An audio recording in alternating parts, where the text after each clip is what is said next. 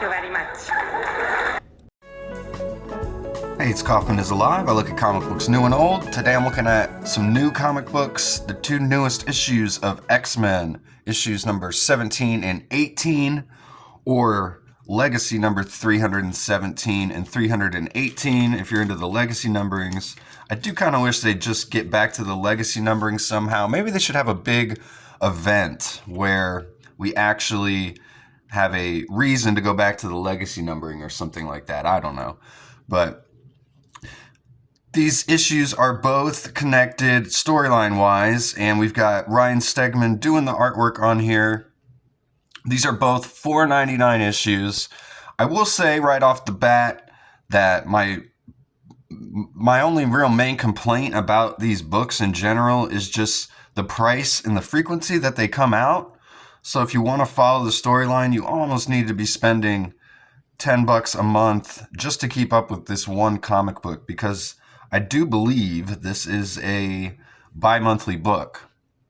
So I wish Marvel would kind of get back to putting out maybe cheaper comic books. They used to have like the 99-cent comic books. Maybe that's completely insane for me to even think about them doing something like that. But I think there'd be something to it. I don't know. Maybe I'm completely out to lunch there, but again, trying to follow so many comic book series when it's $5 an issue is pretty hard to do these days. And don't let people tell you that there aren't good comics out there being made right now, new comics, because there are plenty of new comics. There's series that I've dropped that I haven't wanted to drop just because, I need to watch what I spend, and there's books that came out just this week that I wanted to pick up that I wasn't able to pick up. So, but X-Men, this is one of my favorite books going. It's a pretty solid X-Men book.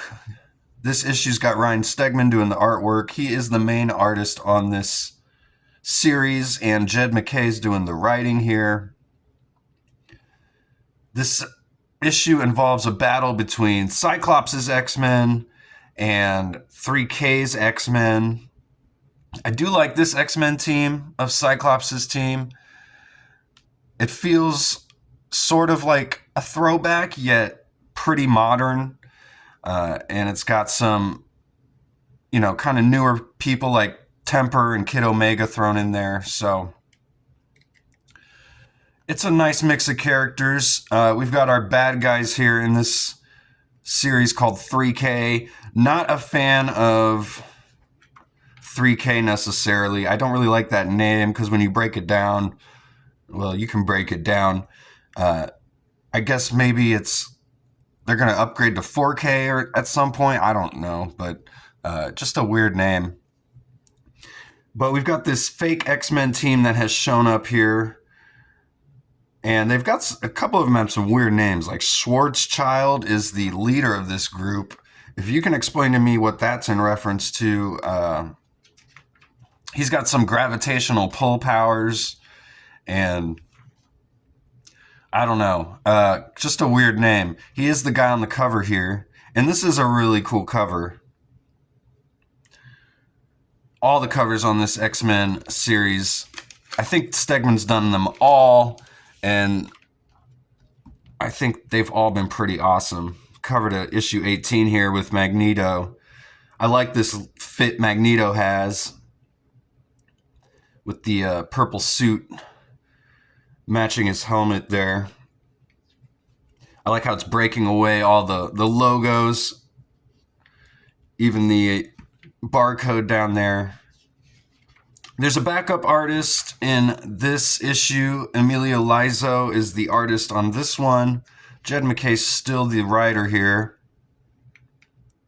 And this is just another continuation of this battle between Cyclops' X-Men and the 3K X-Men who are trying to take over the moniker. They take out Schwarzschild in the previous issue. So now the bad guys are all kind of bickering over who's going to be the leader, and this Cyclops lets them, even though the other X-Men want to attack. But he says, just wait, let them let their fight play out, and it'll give the X-Men an opportunity. And that's exactly what happens here. Now, we do have this, what's this guy's name? He's got this weird, like, Psychovore is his name. This guy with, like, this bodysuit on.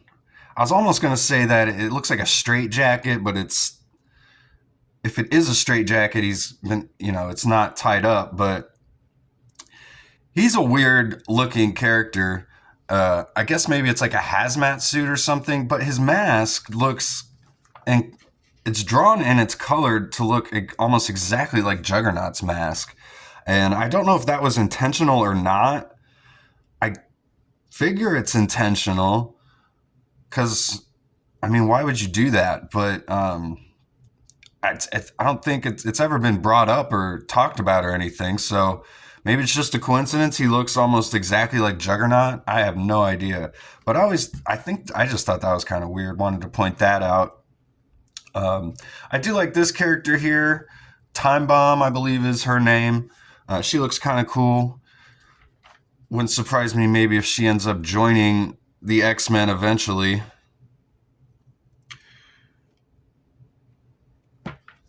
There's this other storyline going on with this giant kaiju monster who's actually the twin sister of this little girl, Piper Cobb, who the X-Men were trying to figure out if she was a mutant or not. And then they find out that her twin sister was absorbed into her, and her sister's the mutant. And her sister was able to escape and take over the body of this Shi'ar alien ship. And then Magneto took over a Sentinel, so we had a fight between Magneto and this mutant twin. And then Wire, who is working for 3K, is breaking into the X-Men's base in Alaska. And he's offering Beast to join 3K. And then one of the New Mutants shows up here and stops Wire from doing anything else to Beast. And Wire, another word for cable. Someone pointed that out. And I never made that connection. But yeah, he is kind of a Cable ripoff. But I do like the character. When I first saw him, I was like, this guy reminds me of some throwback to some 90s X-Men. So this another new X-Men here. He's got the powers to create like giant hallucinations, and Beast told him not to join the battle, but he's actually not even using his powers here at all. He's just trying to reason with this monster and explain to them that her sister's here and they want to give her a name because that's all she's ever wanted. She never had a name before.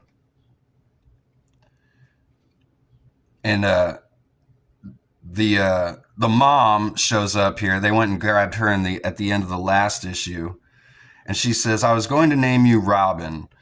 And she's like, a name, and she kind of makes this vision of herself here.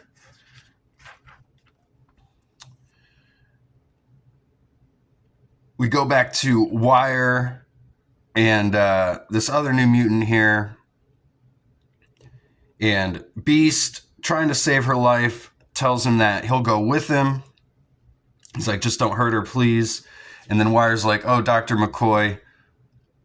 He says, you fundamentally misunderstand what's happening here. He says, we're the future. Your invitation is an honor, not a threat.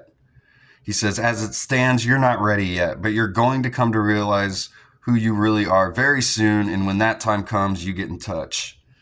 So his whole objective here was just to basically get at Beast and let him know that they're interested in him and to kind of see maybe what Beast is about. But then he just tells him he's not ready and kind of threatens him and warns him and just is trying to get inside Beast's head. And gotta wonder if Beast is going to be maybe turning back into the Dark Beast from Age of Apocalypse, especially with the the return to Age of Apocalypse coming up here soon in about a month or so. So the X-Men defeat the other X-Men. and they all disappear. And they're trying to get Piper Cobb's twin, Robin, to return to the base with them. But we see Cassandra Nova get inside her head